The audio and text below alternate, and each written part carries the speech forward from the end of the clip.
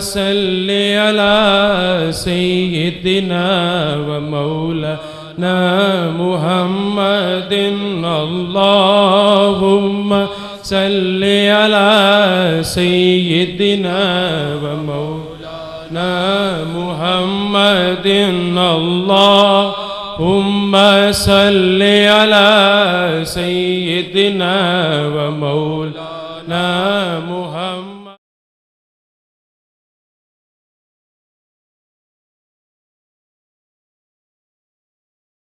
نحمده ونصلي ونسلم على سيدنا ومولانا محمد رسوله النبي الأمين المكين الحنين الكريم الرؤوف الرحيم. أما بعد، فأعوذ بالله من الشيطان الرجيم. بسم الله الرحمن الرحيم. إن الله وملائكته يصلون على النبي يا أيها الذين آمنوا صلوا عليه وسلموا تسليما. صدق اللہ مولانا العظیم. معزز خواتین و حضرات، الحمدللہ تعالی اللہ جل مجدہ کی توفیق سے ہم نے پچھلے ماہ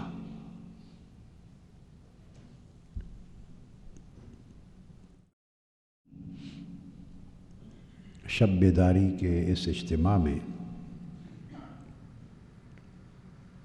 حضور نبی اکرم صلی اللہ علیہ وآلہ وسلم پر درود و سلام کی فضیلت اور برکات کے موضوع پر گفتگو کی تھی، اور اس آیہ کریمہ کی تفسیر روحانی معارف کے اعتبار سے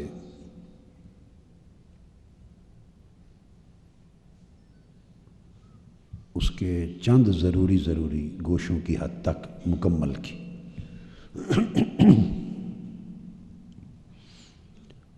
آج انشاءاللہ تعالی ہم اسی مضمون کو احادیث نبوی صلی اللہ علیہ وآلہ وسلم کی روشنی میں آگے بڑھا رہے ہیں. آج حضور نبی اکرم صلی اللہ علیہ وآلہ وسلم کی ان احادیث کا، منتخب احادیث کا تذکرہ ہوگا جو درود و سلام کی فضیلت پر، اس کے اجر و ثواب پر اور اس کی برکات پر وارد ہوئی ہیں. حضور نبی اکرم صلی اللہ تعالی علیہ وآلہ وسلم نے فرمایا کہ جب تم مجھ پر درود پڑھو. یہ حدیث عبداللہ ابن مسعود رضی اللہ تعالیٰ عنہ نے روایت کی، اور امام دیلمی نے مسند الفردوس میں اس کی تخریج کی. آپ نے فرمایا صلی اللہ علیہ وآلہ وسلم، اذا صلیتم علی فاحسنوا الصلاۃ، جب تم مجھ پر درود پڑھا کرو، درود و سلام پڑھو تو نہایت اچھے طریقے سے پڑھا کرو، بڑے خوبصورت انداز کے ساتھ پڑھا کرو. اب جب احسن الصلاۃ کا لفظ ارشاد فرمایا کہ نہایت اچھے اور خوبصورت اور حسین انداز کے ساتھ پڑھا کرو، تو اس کا مطلب یہ ہے کہ صیغے بھی اچھے خوبصورت استعمال کیا کرو. اس حدیث سے ثابت ہوا کہ درود پاک میں حضور علیہ السلام کے لیے اچھے القاب، سیدنا و مولانا جیسے القاب کا استعمال کرنا بھی حضور علیہ السلام کے حکم سے ہے. آپ کے اچھے اسماء گرامی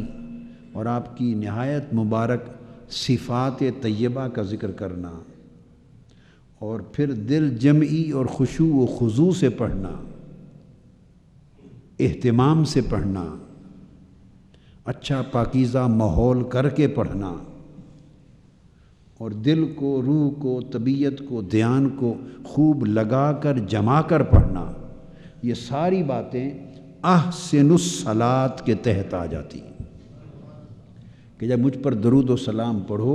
تو بڑے خوبصورت طریقے سے پڑھا کرو۔ اب خوبصورت طریقے میں ساری خوبصورتیاں شامل ہو جاتی ہیں۔ کیوں؟ اس کا سبب حضور علیہ السلام نے فرمایا فَإِنَّكُمْ لَا تَدْرُونَ لَعَلَّ ذَلِكَ يُعْرَضُ عَلَيَّ، آپ نے فرمایا شاید تمہیں یہ پتہ نہیں کہ جو درود و سلام پڑھ رہے ہو یہ مجھ پر پیش کیا جاتا ہے۔ ہر ایک کا درود و سلام مجھ پر پیش کیا جاتا ہے۔ تو جس کا درود و سلام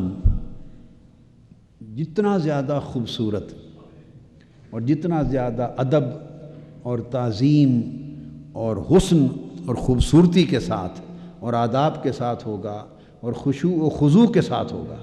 آقا علیہ الصلوۃ والسلام اس کے درود و سلام کا ذکر اتنی توجہ اور شفقت کے ساتھ سنیں گے۔ پھر آقا علیہ الصلوۃ والسلام نے فرمایا جب کوئی شخص اذا فارغ احدکم من طہورہ، اسے بھی عبداللہ ابن مسعود رضی اللہ تعالیٰ عنہ روایت کرتے، فَلْيَقُلْ أَشْهَدُ أَن لَّا إِلَٰهَ إِلَّا اللَّهُ وَأَنَّ مُحَمَّدًا عَبْدُهُ وَرَسُولُهُ ثُمَّ لِيُصَلِّ عَلَيَّ فَإِذَا قَالَ ذَلِكَ فُتِحَتْ لَهُ أَبْوَابُ الرَّحْمَةِ۔ آپ نے فرمایا کہ تم میں سے جب کوئی شخص درود پاک پڑھنا چاہے تو پہلے طہارت کرے۔ اب اس طہارت میں کوئی حد نہیں ہے، بے شک پہلے غسل کرے، پھر اچھے کپڑے پہنے، پھر وضو کرے، یہ سب طہارت کا حصہ ہے۔ غسل بھی طہارت ہے، وضو بھی طہارت ہے۔ جسم کو جتنا پاک صاف اور نظیف کرے اتنی طہارت۔ پھر کلمہ شہادت پڑھے اور اس کے بعد مجھ پر درود پاک کا آغاز کرے۔ کلمہ طیبہ پڑھ کے پھر مجھ پہ درود پاک کا آغاز کرے۔ فرمایا تو جب وہ اس طرح پوری طہارت اور اہتمام کے ساتھ مجھ پر درود پاک کا آغاز کرتا ہے تو اس پر رحمت کے دروازے کھول دیے جاتے ہیں۔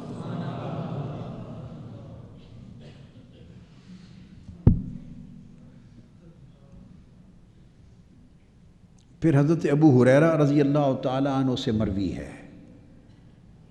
وہ روایت کرتے ہیں کہ حضور علیہ السلام نے فرمایا اذا کان یوم الخمیس، اور یہ دوسری حدیث میں آتا کہ جب جمعرات کا دن آتا ہے، ایک اور حدیث میں ہے کہ جمعرات کا دن اور جمعہ کی رات جب آتی ہے، اذا کان یوم الخمیس ولیلۃ الجمعہ، اور ایک تیسری حدیث میں نہیں بلکہ کثرت کے ساتھ حدیث میں آتا ہے کہ جمعرات کا دن، جمعہ کی رات اور جمعہ کا دن، اور بہت سی روایات میں ہے کہ جمعہ کی رات اور جمعہ کا دن، گویا یہ دونوں خاص دن ہیں۔ جمعرات سے وہ خاص اوقات اور لمحات شروع ہو جاتے ہیں اور جمعہ کے دن غروب آفتاب تک رہتے ہیں، اور درمیانی رات بھی خاص رات ہوتی ہے۔ تو آقا علیہ السلام نے فرمایا جب جمعرات کا دن، جمعہ کی رات اور جمعہ کا دن جب یہ آتے ہیں تو بعث اللہ ملائکۃ معہم صحف من فضۃ واقلام من ذہب، تو اللہ تعالیٰ خصوصی ملائکہ کو اتار دیتا ہے۔ ویسے تو وہ پورا ہفتہ رہتے ہیں اور ہر مجلس الصلاۃ اور مجلس ذکر میں رہتے ہیں، حضور پر درود و سلام کی ہر مجلس میں اور اللہ کے ذکر کی ہر مجلس میں اور نصیحت کی، خیر کی، تقوی کے بیان کی ہر خیر کی مجلس میں رہتے ہیں۔ مگر ان دو ایام میں اللہ تعالیٰ خاص ملائکہ کو مبعوث فرماتا ہے اور انہیں چاندی کی بنی ہوئی کتابیں، رجسٹر چاندی کے بنے ہوئے دے کر بھیجتا ہے، اور سونے کے قلم دے کر بھیجتا ہے۔ چاندی کے صحف کتب ہوتی ہیں، سونے کے قلم ہوتے ہیں، اور وہ زمین پر اتر آتے ہیں یوم الخمیس و لیلۃ الجمعہ وفی روایت یوم الجمعہ، جمعرات کا دن، جمعہ کی رات اور جمعہ کا دن۔ اور کیا کرتے ہیں؟ یکتبون، کیا؟ یکتبون، وہ درود پاک لکھتے ہیں، من اکثر الناس صلاۃ علی النبی صلی اللہ علیہ وآلہ وسلم، یکتبون یوم الخمیس و لیلۃ الجمعہ اکثر الناس صلاۃ علی النبی صلی اللہ علیہ وسلم۔ ان دو دنوں میں وہ سونے کے قلموں کے ساتھ لکھتے ہیں کہ سب سے زیادہ درود پاک حضور پر کس نے بھیجا ہے، عدد لکھتے ہیں، عدد لکھتے ہیں اور ریکارڈ تیار کرتے ہیں کہ سب سے زیادہ۔ کیوں؟ کہ جمعہ کی شام کو خصوصیت کے ساتھ یہ ریکارڈ آقا علیہ السلام کی بارگاہ میں پیش ہوتے ہیں، چونکہ جمعہ کو ریکارڈ پورے ہفتے کا بھی اور بطور خاص جمعرات اور جمعہ کی رات اور جمعہ کا پیش ہوتا ہے، اس لیے اللہ رب العزت نے بارگاہ مصطفیٰ کے اکرام کے لیے اہتمام کیا ہے کہ جب حضور کی بارگاہ میں حضور کی امت کے درود پاک اور سلام کا ریکارڈ پیش ہو تو وہ بھی چاندی کی کتب اور سونے کے قلم سے لکھا ہوا پیش ہو۔ اس لیے آقا علیہ السلام نے فرمایا اذا کان یوم الجمعہ ولیلۃ الجمعہ فاکثروا الصلاۃ علی، جب جمعہ کی رات آ جائے اور جمعہ کا دن آ جائے تو لوگوں مجھ پر درود و سلام کی کثرت کر دیا کرو، جتنا ہو سکے پڑھا کرو۔ حدیث پاک میں آتا ہے ایک اور روایت میں، جسے امام احمد بن حنبل نے مسند میں تخریج کیا اور حضرت ابو طلحہ انصاری رضی اللہ تعالی عنہ روایت کرتے، فرماتے ہیں اصبح رسول اللہ صلی اللہ علیہ وآلہ وسلم یوما طیب النفس یرا فی وجہ البشر فقالوا یا رسول اللہ صلی اللہ علیہ وسلم اصبحت طیب النفس یرا فی وجہک البشر قال اجل اتانی آت من ربی فقال من صلی علیک من امتک صلاة کتب اللہ لہ بہا 10 حسنات ومحا عنہ 10 سیئات ورفع لہ 10 درجات ورد علیہ مثلہا وأردت وفی روایت قال وأردت علی یوم القیامہ۔ وہ فرماتے ہیں کہ حضور علیہ السلام ایک دن صبح بڑے خوش و خرم پر مسرت چہرہ انور کے ساتھ باہر تشریف لائے، خوش تھے، چہرہ انور پر خوشی کے اثرات تھے، کھلا کھلا تھا۔ ہم نے پوچھا یا رسول اللہ آج آپ کی طبیعت مقدسہ بڑی خوش ہے، بڑی فرحت پر ہے اور چہرہ انور پر خوشی کے اثرات خوب نمایاں ہیں، کیا وجہ ہے؟ آقا علیہ السلام نے فرمایا کہ ابھی صبح ہوئی اللہ رب العزت کی بارگاہ سے میرے پاس ایک خاص فرشتہ آیا ہے، ابھی صبح اللہ نے میرے پاس ایک خاص فرشتہ بھیجا ہے اور اس نے مجھے آ کے اطلاع کی ہے کہ اللہ رب العزت نے فرمایا ہے کہ میرے حبیب آپ کی امت میں سے جو شخص جس وقت بھی جب بھی آپ پر درود پڑھے گا اور اگر وہ ایک درود پڑھے گا تو اللہ رب العزت نے فرمایا میں ایک درود کے بدلے اس کی 10 نیکیاں لکھ لوں گا، اس ایک درود کے بدلے اس کے 10 گناہ معاف کر دوں گا، اس ایک درود کے بدلے اس کے 10 درجات بلند کر دوں گا، اسی ایک درود کے ذریعے یہ ساری کچھ نعمتیں عطا کرنے کے بعد پھر میں خود جواب میں اس بندے پر درود بھیجوں گا۔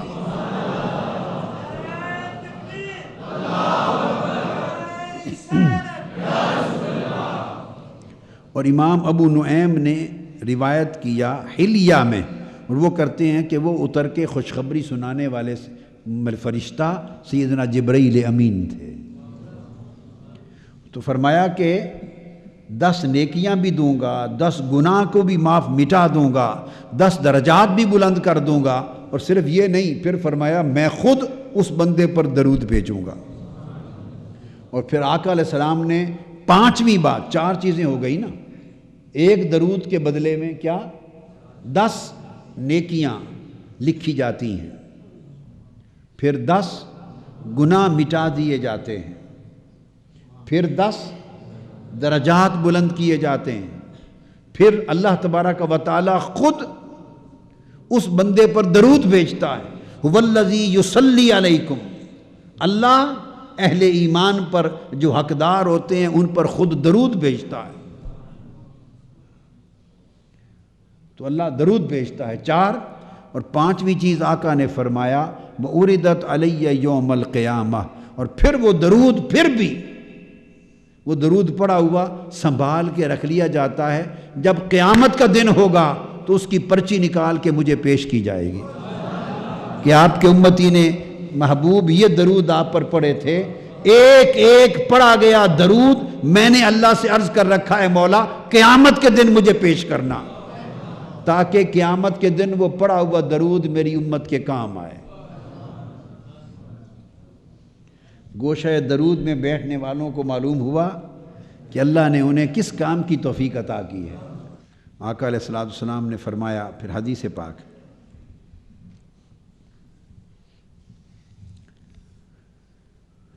ارشاد فرمایا، اور یہ سیدنا ابو بکر صدیق رضی اللہ تعالیٰ عنہ اس حدیث کو روایت کرتے ہیں، سیدنا ابو بکر صدیق رضی اللہ عنہ۔ آقا نے فرمایا اکثر الصلاۃ علیہ، لوگو مجھ پر درود و سلام کی کثرت کیا کرو، درود پاک کی۔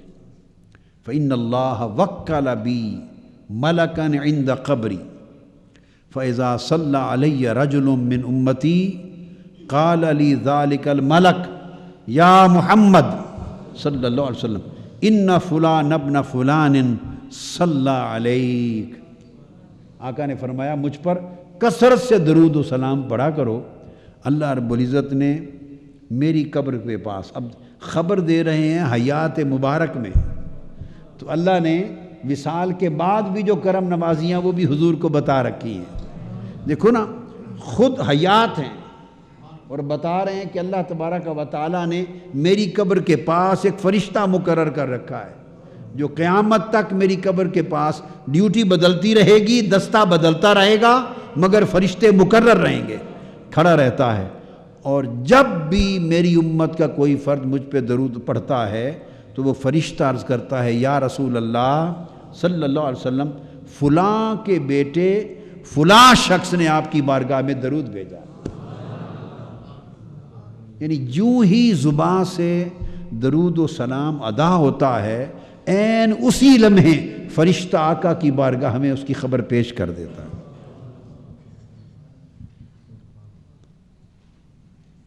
اور حضرت حماد الکوفی روایت کیا کہ آقا علیہ السلام نے فرمایا ان العبد اذا صلی علی النبی صلی اللہ علیہ وآلہ وسلم ارد علیہ باسمہ۔ اب اگلی حدیث میں ایک بات اور اضافہ کی، فرمایا کہ اس شخص کا نام لے کر فرشتہ کہتا ہے یا رسول اللہ اس نام کے فلاں شخص نے فلاں شہر سے فلاں جگہ سے آپ کی بارگاہ میں درود بھیجا ہے۔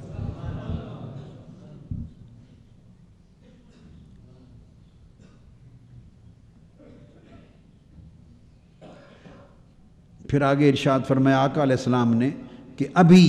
میرے پاس، حضرت انس بن مالک رضی اللہ تعالیٰ عنہ روایت کرتے ہیں اور امام طبرانی نے اس حدیث کی تخریج کی۔ آقا علیہ السلام نے فرمایا کہ لوگوں ابھی میرے پاس فرشتہ، وہ جبرائیل امین کی خبر دی، زمین پر آئے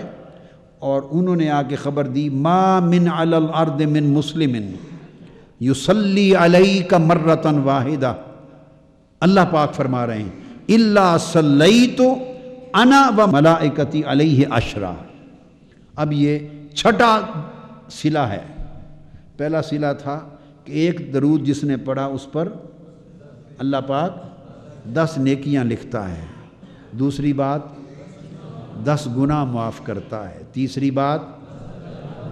10 درجات بلند کرتا ہے، چوتھی بات قیامت کے دن آقا کی بارگاہ میں ہر پڑا ہوا درود پیش کیا جائے گا شفاعت کے لیے۔ اور پانچویں بات بتائی تھی کہ اللہ رب العزت اس پر خود درود بھیجتا ہے۔ اب اللہ کا خود درود بھیجنا، اس کی مزید وضاحت اگلی حدیث میں آئی ہے، جسے حضرت انس بن مالک نے روایت کیا۔ وہ کیا ہے کہ حضور علیہ السلام نے فرمایا کہ اللہ پاک نے مجھے اطلاع کی کہ محبوب آپ کی امت میں سے اگر کوئی شخص ایک بار بھی آپ پر درود پڑھے تو میں خود ملائکہ کو ساتھ ملا کر 10 مرتبہ اس پر درود بھیجتے ہیں۔ الا صلیت انا وملائکتی علیہ عشرا، جیسے فرمایا ان اللہ وملائکتہ یصلون علی النبی، جیسے آقا علیہ السلام پر اللہ اور اللہ کے فرشتے مل کر درود بھیجتے ہیں، تو حضور پر درود پڑھنے والے غلام پر جب اللہ درود بھیجنا چاہتا ہے تو اپنی شان کے لائق اور اس بندے کے مقام کے لائق پھر ملائکہ کو شریک کر لیتا ہے، آؤ مل کر حضور پر درود پڑھنے والے پر 10 بار درود پڑھیں۔ تو اللہ تعالیٰ ایک درود کے بدلے 10 درود بھیجتا ہے،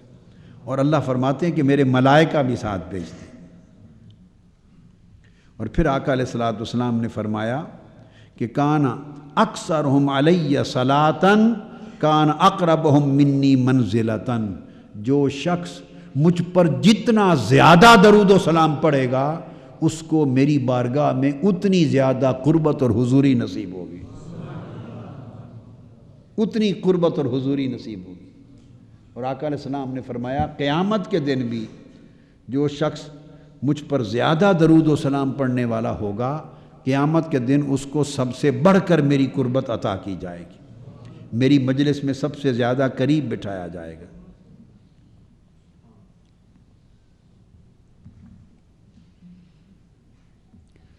پھر حدیث پاک ہے، آقا علیہ الصلوۃ والسلام نے فرمایا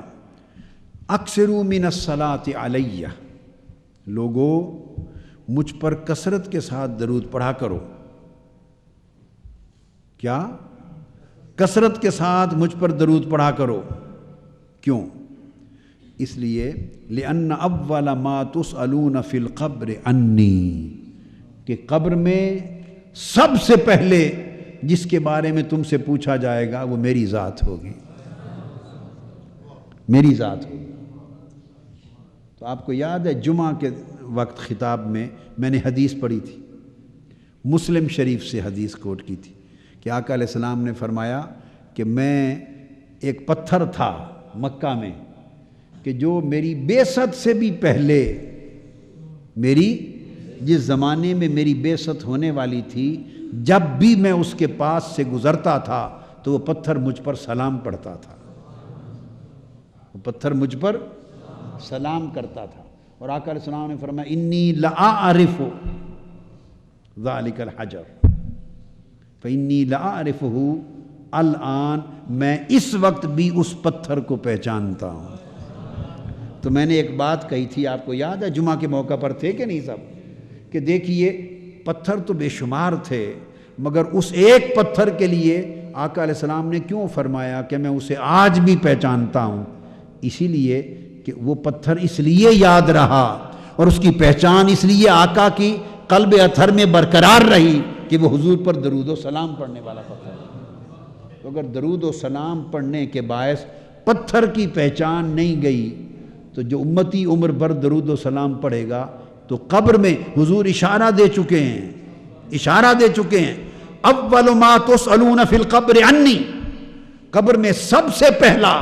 جو تم سے سوال کیا جائے گا وہ میری ذات کے بارے میں ہوگا۔ تو اشارہ دے دیا کہ اب اس سوال کو پاس کرنے کا طریقہ کیا ہے، جواب سمجھا دیا۔ دیکھ لیں، سوال بھی بتایا کہ سب سے پہلا سوال کیا ہوگا، اور سوال بتانے سے پہلے امت پہ کرم کرتے ہوئے طریقے سے چھپا کے جواب بھی بتا دیا۔ دیکھو اگر صرف یہ فرماتے ان اول ما تسألون فی القبر عنی، کہ بے شک قبر میں سب سے پہلا سوال جو تم سے کیا جائے گا وہ میری ذات پر ہوگا، صرف اتنی بات فرماتے تو چلو ایک بات تھی کہ سوال بتا دیا ہے امت کو، باقی سوال بھی بتا دی، امت کو تو سب کچھ بتا دیا ہے، امت پھر بھی پرچے کی تیاری نہ کرے تو پھر اس کی اپنی بادشاہی ہے۔ کوئی بتا دیتا ہے سارے سوال؟ بتاتا ہے کوئی؟ تو آقا علیہ السلام نے تو سارا پرچہ لیک آؤٹ کر دیا ہے امت کے لیے، امت کو سارے سوال بتا دیے ہیں۔ اس نے بھی نہیں پوچھا محبوب کیا کر رہے ہیں، یہ تو امتحان ہے، امتحان کے سوال بتائے نہیں جاتے، وہ تو ہر کوئی تیاری کرتا رہے، قبر کی شام دیکھا جائے گا، اچانک سوال آئیں گے تو پتہ چلے گا کون تیاری کر کے آیا ہے اور کون بغیر تیاری کے۔ مگر آقا علیہ السلام کو یہ بھی گوارا نہیں ہوا کہ میری امت کے سامنے سوالات اچانک آ جائیں، شاید کوئی پریشان نہ ہو جائے، مرنے سے پہلے قیامت تک ساری امت کو گن گن کے سوال بتا دیے۔ ایک تو سوال بتا دیے، چلو اتنی بات ہوئی۔ اللہم صلی علی سیدنا و مولانا محمد، اللہم صلی علی سیدنا و مولانا محمد، اللہم صلی علی سیدنا و مولانا محمد وعلی